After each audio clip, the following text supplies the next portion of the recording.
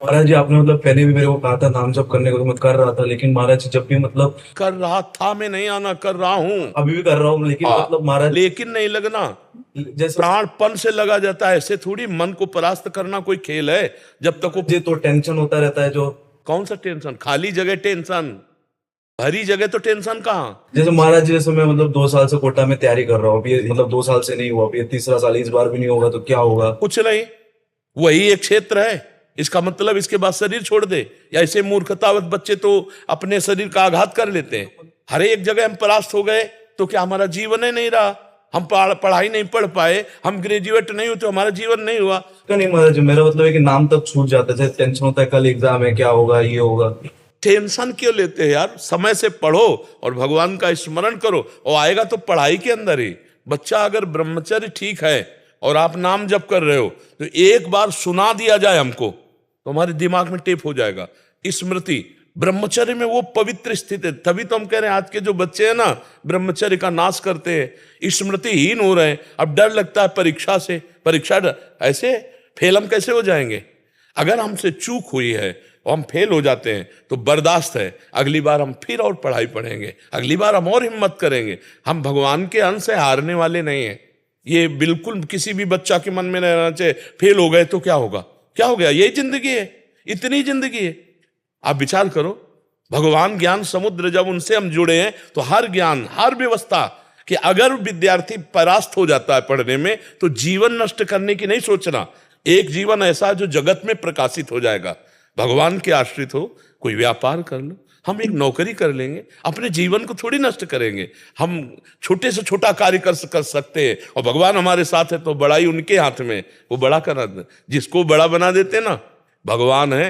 मच्छर को ब्रह्मा बना दे, ब्रह्मा को मच्छर बना दे, मूर्ख को विद्वान कर दे, विद्वान को मूर्ख कर दे, एक क्षण की बात है। तो ये भरोसा तो बना रहना चाहिए ना। हर जगह फेल है लेकिन एक जगह पास है। हे भगवान, मैं आपका हूं। वो उठाएंगे, वो आपको प्रकाशित करेंगे। बिल्कुल परास्त होने की बात नहीं है। और दिमाग में प्रसन्नता रखो, जो होगा मंगलमय होगा। भगवान मंगल भवन है, मैं उनकी शरण में हूं। अब हमारा अमंगल नहीं हो सकता, समझ रहे ना? टेंशन किस बात की? टेंशन के टेंशन बन जाओ तो भगवान के दास हो यार। जैसे श्री जी को भी रोज बोलता रहता हूँ, मतलब इस बार हो, क्या? मतलब इस बार मतलब पास हो जाओ 2 साल से। नहीं, ये भी हम नहीं कहते, ये भी हम नहीं कहते। फिर टेंशन की टेंशन नहीं बनोगे, फिर टेंशन बन जाएगी तुम्हें। है ना? नहीं, पढ़ाई पढ़ रहा हूं, नाम जप कर रहा हूं, तुम्हारी गरज हो तो पास कर देना, तुम्हारी गरज हो तो पास कर देना। नहीं, जहां रखोगे जैसे रहोगे वैसे रहूंगा, और आपको पुकारता रहूंगा, आपका स्मरण करता रहूंगा, माया पर विजय प्राप्त हो जाएगी। अपने करने से कितना मुड़ पाएंगे, और वो जब गोद में लेके उड़ेंगे तो बहुत ऊंचाई पे चढ़ जाएंगे। इस पर ध्यान रखना। अपने भगवान के भरोसे उन्नति ही उन्नति। बड़ा प्रसंग, बड़ा उदाहरण युक्त है। एक राजा केरल के थे, उनका नाम धर्मात्मा था, धर्म के पूर्ण रक्षक। अन्य 4-5 राजाओं ने मिलकर चढ़ाई कर दी और उनको पता नहीं था। धार्मिक राजा थे, उनको पता नहीं था। और उनके संतान हुई थी, उस संतान का नाम रखा गया था चंद्रहास।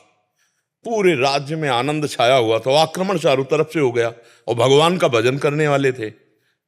अब पराजित तो होना ही पड़ेगा, क्योंकि चारों तरफ से बैरी राजा हैं, और पहले से सूचना होती तो तैयारी होती। अचानक आक्रमण, मारे गए, वो राजा मारे गए।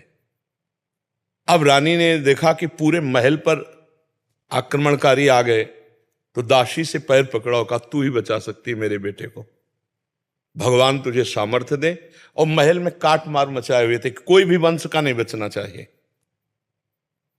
दासी ने बहुत प्रवीणता की, और टोकरी में जिसमें दोना पत्तल डाले जाते हैं, ऐसे डालकर नीचे बालक चंद्रहास, और निकली। और सैनिकों का क्या है, तो ऊपर से ऐसे दिखाया कि दोना पत्तल है। उनका निकलने दो, ये तो दासी है, राज परिवार का कोई नहीं बचना चाहिए। सब रानी, सब पूरा परिवार मार डाला। वो भाग करके दूसरे राज्य में पहुंची। बहुत प्रवीण थी, दासियां बहुत प्रवीण होती हैं। तो धृष्ट बुद्धि नाम के जो उस राज्य के मंत्री थे, उनकी शरण में गए, उसको राजकुमार बचाना था। तो उसने स्पष्ट कहा, मैं केरल के राजा की दासी हूं और ये मेरा पुत्र है, मैं हर कार्य में प्रवीण हूं, आप चाहे जिस दास्ता में रख लें, उस मेरे राज्य में सब विध्वंस हो गया। ये नहीं बताया कि राजकुमार है, मेरा पुत्र है और मैं इसकी रक्षा करना चाहती हूं आपकी शरण में रहकर। उन्होंने कुछ परीक्षाएं ली तो दासी कला में तो प्रवीण थी, उसे दासी बना के रख लिया और वो बालक राजमंत्री के घर में। भगवान जिसकी रक्षा करते हैं, ध्यान से सुनते रहो, भगवान किस हालत में पहुंचा दिया कि बिल्कुल मिटिया मिट। अब देखो उनकी उन्नति। अब एक दिन दृष्ट बुद्धि की पुत्री थी, उसका नाम था विषया। वो उसका जन्मदिन उत्सव मना रहे थे, तो बड़े बड़े विद्वान सब आए हुए थे। तो पुत्री का हाथ दिखाया तो विद्वानों ने ऐसे रेखा देखी और वो लड़के को देखा खेलते हुए, चंद्रास जी को। तो उनका इसका पति तो ये होगा। तो एकदम अपमान लगा ना, राज्य मंत्री और उस दासी पुत्र। तो उस समय तो कुछ नहीं बोला, जो सब सभा गई सो जल्लाद बुलाए और कहा इसको काट के फेंक दो जंगल में जाके। अब दासी की क्या चाला, वहां दासी को पता भी नहीं चल पाया, चंद्रास जी को गायब कर दिया। अब चंद्रास जी को जंगल में ले गए और उनको देवर्षि नारद जी ने जब यहां दासी पुत्र बन करके रह रहे थे तो एक छोटा सा शालिग्राम दिया था। कहा था मुख में रखे रहना, चरणामृत पान करते रहना और कृष्ण कृष्ण कृष्ण ऐसा बोलते रहना। जो भगवान का भजन करने वाले पिता थे, उसी के प्रभाव से देवर्षि नारद जी ने चंद्रास जी को नाम का उपदेश किया। जब वो जल्लाद जंगल में ले गए, बोले बेटा तुम्हें पता हम क्यों लाए? तो उनका हमें तो पता नहीं। तो उनका तुम्हें मारने लाए हैं, मंत्री का आदेश है। तो उनका हमने कोई गलती की है क्या? तो उनका नहीं, उनका आदेश है और हम जल्लाद हैं, हमारे दया है नहीं। पर तुम्हें देखकर ऐसा लगता है कि क्यों मारूं, पर तुम्हें छोड़ दूंगा तो हमारी नौकरी चली जाएगी, हमें फांसी में चढ़ा देंगे। मैं मारूंगा नहीं तुम्हें। तुम्हारे उन्होंने देखा तो 6 अंगुली थी, 1 अंगुली काट ली और कहा ये राजा को दिखाऊंगा जाके कि तुम्हारा वध कर दिया, पर तुम यहां से भाग जाओ। तो काटने से खून निकला, वो वहीं मूर्छित होके गिर गए। कृष्ण कृष्ण कृष्ण कृष्ण कृष्ण, और वो जल्लाद वापस अंगुली दिखाए कि मैं उनको मार डाला हूं। हुमा नाम का एक पंक्षी होता है पहाड़ में, वो परम पवित्र, अगर अपने पंख कर ले तो राजलक्ष्मी उसके चरणों में आ जाए। वो आकर के बैठ गया चंद्रास जी के ऊपर।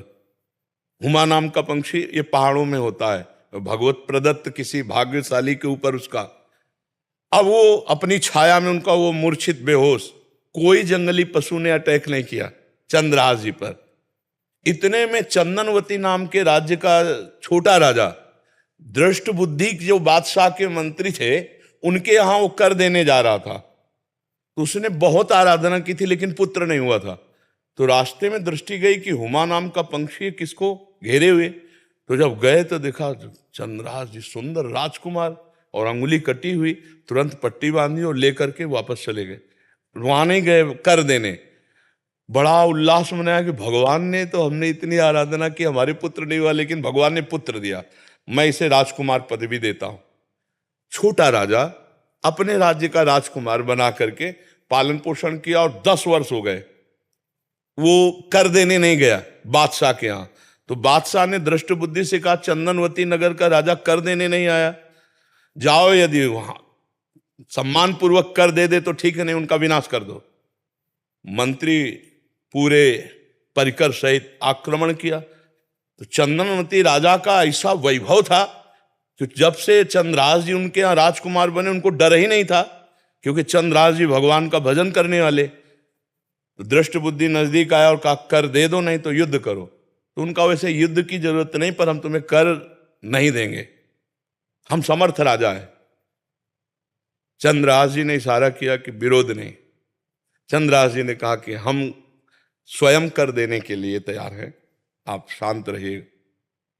उसकी दृष्टि में दृष्टि मिली तो उसने, ये वही बालक है, क्योंकि नेत्र इसके वही हैं जो उनके घर में रहा था दासी पुत्र बल करके। तो चंदनवती के नरेश से कहा कि तुमने इस बालक को कहां पाया? तो उन्होंने पूरी बात सुनाई। तो उन्होंने कहा अरे फिर तो जो प्रारब्ध है वो होके रहेगा, ये मेरी बेटी का दूल्हा, अरे इसको मैं दूल्हा नहीं बनने दूंगा। उसने कहा मैं कर माफ करता हूं, केवल तुम एक बार बादशाह के सामने जाओ, पहले तुम नगर में जाओगे हमारे घर, वहां तुम्हारा स्वागत होगा और इसके बाद तुम बादशाह के पास जाओगे। का स्वीकार है।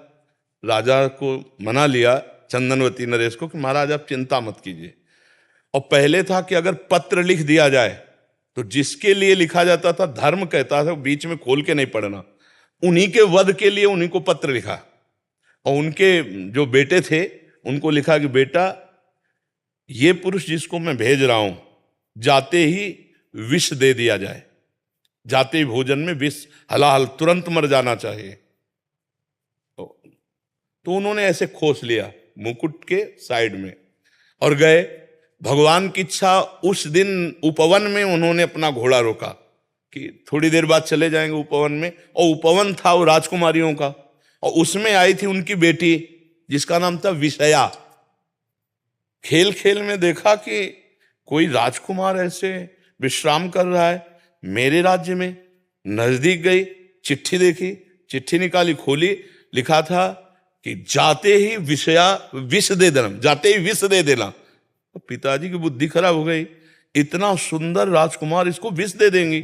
उसका नाम विषया था, तो विष के आगे केवल या बनानी थी, तो काजर की रेख से जो दूब का ऐसे लेके वैसे काजर करके या बना दिया विषया। जाते कुछ बिना बेचारे जाते ही विषया दे दें, और बस खोज दिया, चली गई। देखो भगवान का विधान।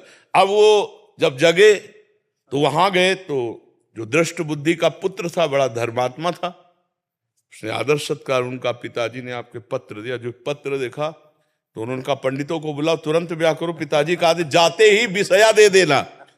अब बेटी से ब्याह हो गया, 2-4 दिन हुए, कोई सूचना नहीं पहुंची। तो दृष्ट बुद्धि ने कहा मामला क्या है। वो जब लौट के आए तो बड़ा पूरा नगर सजा था, उत्सव हुआ। उनका क्या उत्सव? बोले आपकी बेटी का ब्याह हो गया। किससे? बोले आपने राजकुमार भेजा था। अब उनको समझ में आया कि प्रारब्ध इतना बलवान होता है।